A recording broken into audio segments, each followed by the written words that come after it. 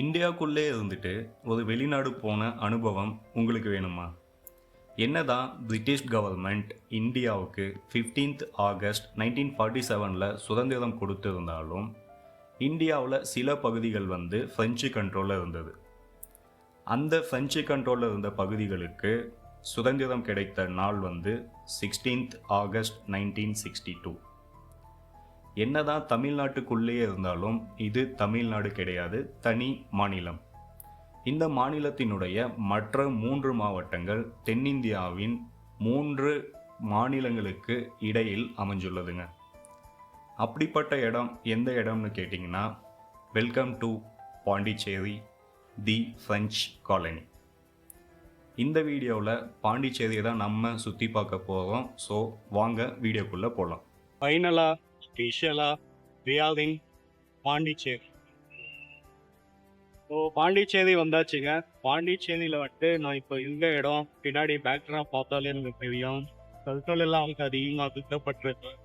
So நம்ம இப்போ இருக்கக்கூடிய இடம் ராக் பீச், கல் கடற்கரை.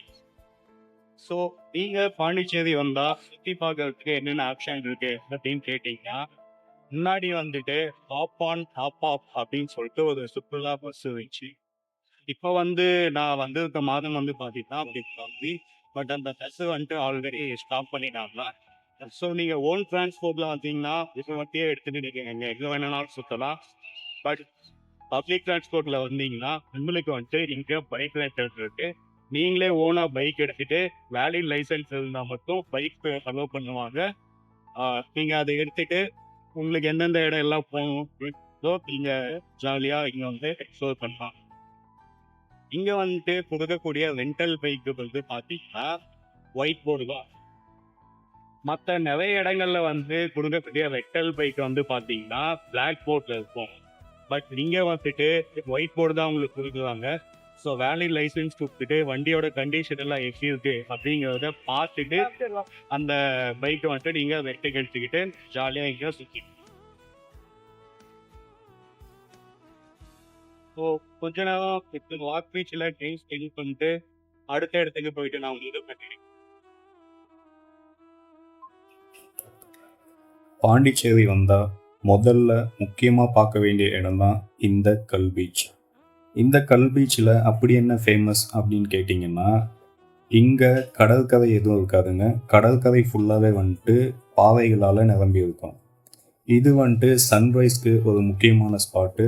அது மட்டும் இல்லாமல் இந்த பீச்சில் நீங்கள் வாக்கிங் போனால் அந்த அனுபவத்தை உங்கள் வாழ்நாளில் மறக்கவே முடியாது.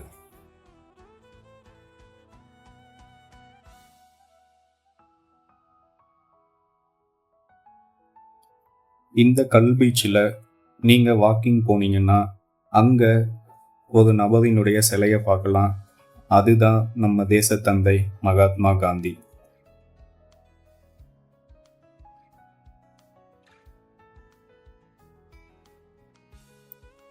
மகாத்மா காந்தி அவர்களினுடைய சிலையை தாண்டி அடுத்து நம்ம போன இடம்தான் தியாக பெருஞ்சுவர். இந்த தியாக பெருஞ்சுவரில் நாட்டினுடைய விடுதலைக்காக போராடின ஏகப்பட்ட தலைவர்களினுடைய ஃபோட்டோஸையும் பெயர்களையும் நம்ம இங்கே பார்க்கலாம். தியாக பெருஞ்சுவரை தொடர்ந்து அடுத்ததாக நம்ம போன இடம் வேர்ல்டு லைட் ஹவுஸ். இந்த லைட் ஹவுஸும் இந்த ராக் பீச் கிட்ட தான் இருக்குது. அண்ட் இது 1836 கட்டப்பட்டிருக்கு. இதோட ஹைட்டு பார்த்தீங்கன்னா 29 மீட்டர். இந்த லைட் ஹவுஸ் மேலே ஏறி நம்ம பார்க்கலாம். பட் அன்ஃபார்ச்சுனேட்லி நான் போன டைமில் இது க்ளோஸில் இருந்தது.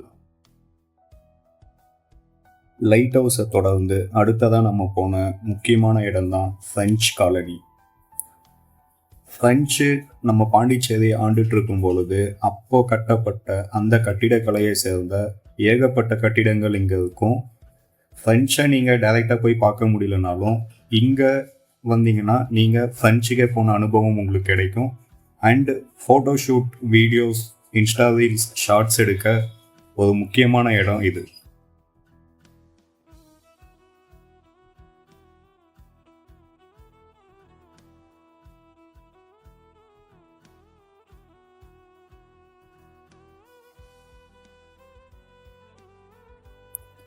அடுத்ததாக நம்ம போன இடம் பாண்டிச்சேரி ஓஷன் பார்க் எனும் ஒரு தீம் அண்ட் அட்வென்ச்சர் பார்க். இங்கே கிட்டத்தட்ட 70க்கும் மேற்பட்ட அட்வென்ச்சர் ஆக்டிவிட்டீஸ் இங்கே இருக்குது. ஃபேமிலியோடவும் ஃப்ரெண்ட்ஸோடவும் போனால் மஸ்ட்டு விசிட்டு. ஸோ நீங்கள் ட்ரை பண்ணி பாருங்கள்.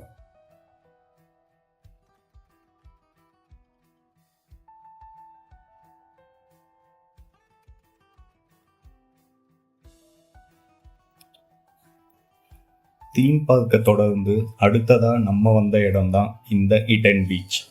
இடன் பீச்சுக்கு போகக்கூடிய வழியில் பார்த்தீங்கன்னா இந்த பேக் வாட்டர்ஸில் சில ஆக்டிவிட்டீஸ் எல்லாம் இருக்குது. நீங்கள் காசு கொடுத்து அதை ட்ரை பண்ணலாம். ப்ளஸ் இங்கே உங்களுக்கு சீ ஃபுட்ஸ் எல்லாமே கிடைக்கிது. வேணும்னா நீங்கள் கண்டிப்பாக ட்ரை பண்ணலாம்.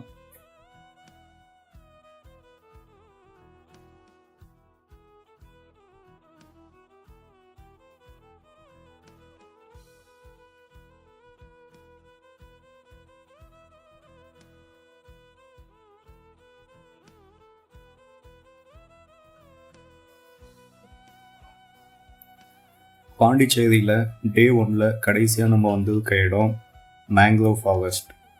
பாண்டிச்சேரியில் மேங்க்ரோவ் ஃபாரஸ்ட் இருக்கான்னு கேட்டிங்கன்னா கண்டிப்பாக இருக்குங்க. ஏன் அப்படின்னு சொன்னால், பிச்சாவரத்தில் மேங்க்ரோவ் ஃபாரஸ்ட் எப்படி சுனாமியை தடுத்துச்சோ அதனால் பாண்டிச்சேரி கவர்மெண்ட் ஆர்டிஃபிஷியலாக இங்கே மேங்க்ரோவ் ஃபாரஸ்ட்டை உருவாக்கியிருக்காங்க.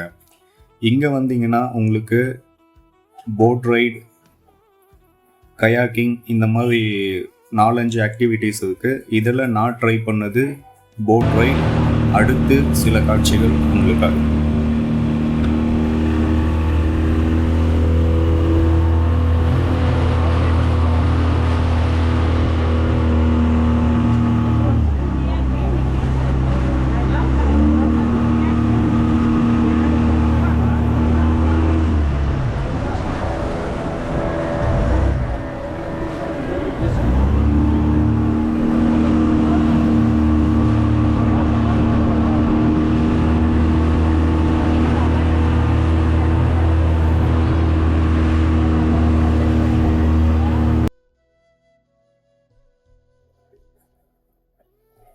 அடுத்த நாள் காலையில் பாண்டிச்சேரியில் எழுந்து குளிச்சு ரெடியாகிட்டு முதல்ல நம்ம போன இடம் 1907 ஃப்ரெஞ்ச் அவர்களால் கட்டப்பட்ட பேசிலிக்கா சர்ச்.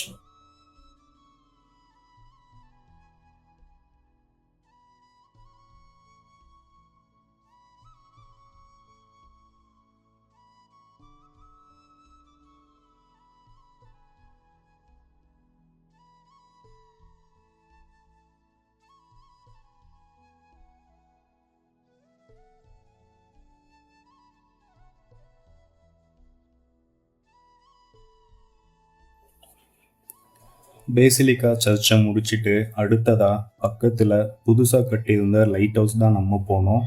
பட் லைட் ஹவுஸ் ஓப்பனில் இல்லை. ஏன்னா இன்னும் மினிஸ்டரோட இனாக்ரேஷனுக்காக வெயிட் பண்ணிட்டு இருக்காங்களாம். லைட் ஹவுஸை தொடர்ந்து கிட்டத்தட்ட 500 வருஷம் பழமையான மணக்குள விநாயகர் கோயிலுக்கு தான் நம்ம இப்போ வந்திருக்கோம். இந்த கோவிலுக்குள்ளே போய் சாமியை தரிசனம் பண்ணணுன்னா எல்லா ஆடையும் உடுத்திட்டு போக முடியாது. அங்கே சொல்லப்படக்கூடிய ஆடையை மட்டும்தான் உடுத்திட்டு போகணும். தயவு செஞ்சு அதை ஃபாலோ பண்ணுங்க.